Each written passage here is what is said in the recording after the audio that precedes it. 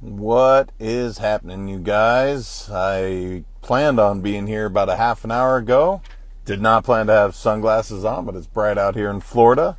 And wanted to make sure that I got on and answered some of the questions. So for those of you that I said I'd be here at 3 o'clock, my apologies. This meeting I just could not get out of, and it kept going on and on and on. But we did get some good questions that came through today. And before I get started, somebody asked me the other day, what's the whole purpose of Let's Go Win? And, you should never assume, because when you assume, you make an ass out of you and an ass out of me. And that's 100% what I have done. So why Let's Go Win? What is the purpose of it? Well, the purpose is to help people be happy, healthy, and wealthy. It's what I've figured out people really want when it comes to life. They want to be happy. It's a really basic overall idea, is to be happy. And so that starts everything right there. They want to be healthy because without health, that's true wealth. Without health, you can't really enjoy all the amazing things that you're building in your business. You can't enjoy your family time. So health is obviously a huge part of it. And then wealth, obviously people think of financial. Of course, we help people do that at Let's Go Win. We help them build their businesses, and we work on leadership and their teams. But when I'm talking about wealth, I'm also talking about the wealth of your relationships. I'm talking about the wealth of how your spiritual relationship is, and the wealth, obviously, again, financially speaking. So happy, healthy, wealthy, that's what we strive to do, both on the Let's Go Win podcast. That's what the Champions Daily Playbook is all about, is helping you achieve that. That's the second book. And then obviously the first book of Let's Go Win, Keys to Living Your Best Life. So with no further ado, let's get to the question. So first question is, how do you know when you are the problem when it comes to growth in your business? Wow. This is a great question. And let me just say, starting straight away, this question, when you get to answer it, is not always the most fun in the beginning, because when you figure out that the common theme in lack of growth, or let's say maybe it's a mindset challenge, or typically I see it often with control, that if I don't do it, it's not going to get done to the level that I want. That's just a form of control, just so we're clear. And when you figure out that you are the common denominator, it's not easy. And it is a real shot to the ego, especially if you're the founder of the company, if you're you really came up with the idea of the business, you've been the driver of the business. At some point when you hamper the growth, it sucks, because you've given your blood, your sweat, and your tears to this business. But you know what? Often it's not how, it's who. Who do you need? And there's a great book, I've talked about it, I'll talk about it again, Who Not How. And it's such a simple concept of, often we've hit our lid in terms of what we can do in leadership. We've hit our skill base, what we can do in technology. We've hit our capacity on how many tasks we can do. Now, here's the great news. When you figure this out, when you figure out that I'm actually the one getting in the way, you get to go give an opportunity to someone else. It's my favorite part about being a business owner, is you get to provide an opportunity to someone that they wouldn't have otherwise had. And so when you're bringing someone on, whether it's a 1099 or a W-2 employee, you're just giving them an opportunity that they didn't have otherwise. And that's one of the coolest things, especially if you're helping somebody fulfill a lifelong dream, if you help them hit an income goal that they never thought they could do, when they end up buying their dream home, and you were a small part of that, that's way more fulfilling and rewarding than another zero in your bank account. And so to answer your question, how do you know when you're the problem? You look at the common denominators, and this is the part that is also challenging, but it's such a rewarding thing and process to do. You ask for feedback. You ask for real feedback from everyone that is willing to give it to you, and give them permission. Say, our business isn't growing to the level I'd like it to be. I'm asking for radical transparency. There will be no repercussions if you give me feedback. If you want to give good feedback, fantastic, but I'm really looking for what's missing. And when you can get that honest opinion from people, and if they're willing to let you know that, you know what, JM, you're the one that's in the way. You're holding on to the reins too tight. Your mindset needs to grow. Your leadership isn't to where it needs to be. Whatever the answer is, now you get to go give an opportunity to someone else. And often you will see some of the most successful companies, the founder started out obviously as the CEO, and they were the do everything, and then at some point they replace themselves by another executive, someone that would be more, has a better aptitude for that particular position, someone that maybe isn't as emotionally invested and can make those hard decisions. When it's your baby, that's not easy to just be able to make some of the hard decisions because you have such a vested interest. So when this happens, and it will inevitably happen almost always, and there's some really good examples that it's happened throughout the years where someone has been replaced and then come back in that role once they've gone and grown. Just know that you're growing and you're given an opportunity, and that means that you have really grown your business to the next level. So I hope that answers your question. It's a good one, and definitely something that is not easy to take, the advice and some of the feedback. But when someone gives you that harsh feedback or that real feedback, there's only one answer, and that answer is thank you. It's not to be defensive. It's not to say, well, what you don't know, and say all the reasons that you should, that this has happened. It's just to say, thank you so much for giving me the feedback. I really appreciate it. All right. Next question. I am giving my first quarterly review to my team members. Do you have any advice on giving a bad review to an employee? Well, yeah, there's definitely some advice on this. First off, great job doing the quarterly reviews. That's one of the best things that you can do, is let people know where they stand, how they're performing, give them recognition, praise them, encourage them for the job they're doing, making sure they have adequate support. So let me just start by saying, great job doing that.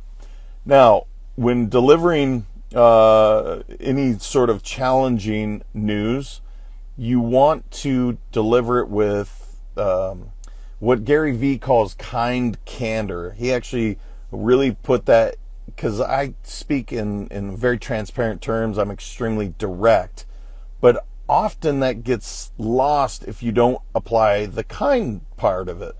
So his word kind candor, I think, really applies here, where when you're delivering the poor review, to be very upfront, be very direct, but at the same time come from kindness.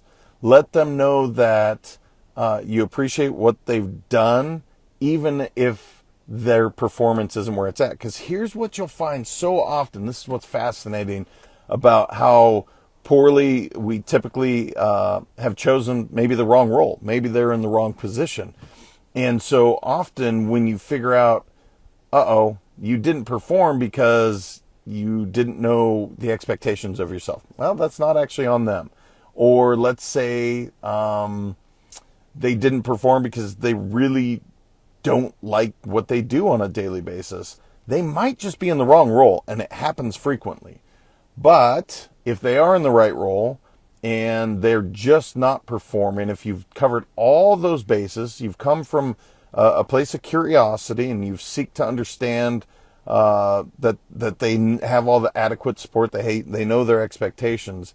If you still find that they're not performing, then you apply the kind candor, and you just let them know, is this a position that you enjoy? Is this a position that you really want to be in? Is there something that I'm missing And if they're like, yes, it's a position I want to be in, I really appreciate it. And if they're being honest with you, that's when you deliver that kind advice and the kind candor to let them know that you're not performing.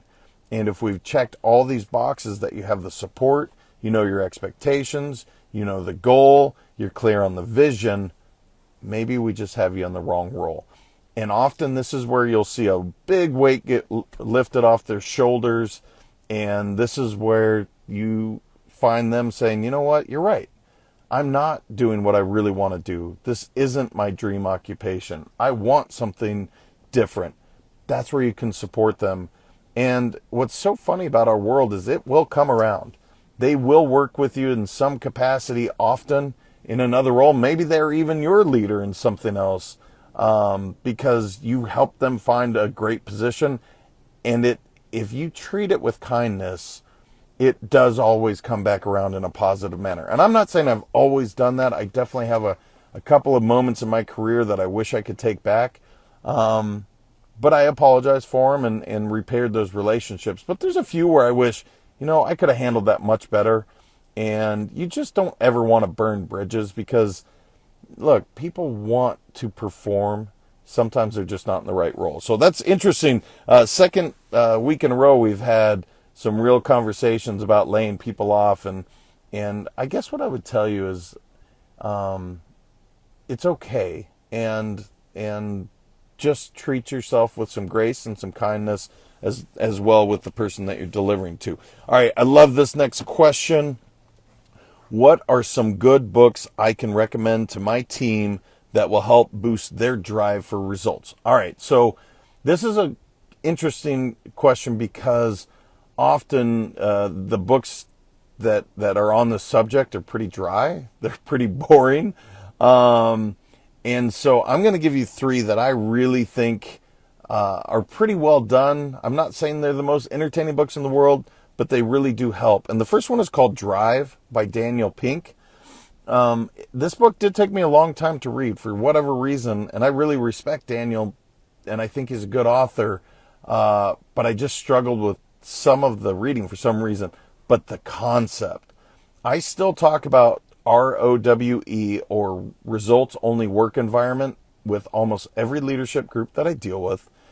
And I think he wrote this book, it must be, it's probably a decade ago now.